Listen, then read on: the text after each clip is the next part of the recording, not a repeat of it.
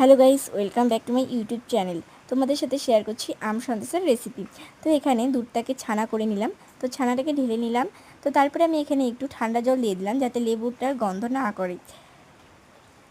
তো তারপরে আমি ছানাটাকে সাইড করে নিলাম। তো এখানে একটি আমের পাল্প করেছিলাম। তো তারপরে আমি ছানাটাকে ম্যাশ করে নিলাম। এখানে একটি কড়াইয়ে আমি জল দিয়ে দিয়েছিলাম 1 কাপ। তো তারপরে আমি এখানে একটি গুঁড়ো দুধের প্যাকেট দিয়ে দিয়েছিলাম।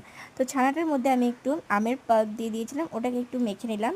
তো মেখে নেওয়ার পরে আমি এখানে গুঁড়ো চিনি দিয়ে দিলাম। তোমাদের পরিমাণ মতো তোমরা চিনির গুঁড়ো দিবে। তো কড়াইয়ে আমি দুধ দিয়ে দিলাম।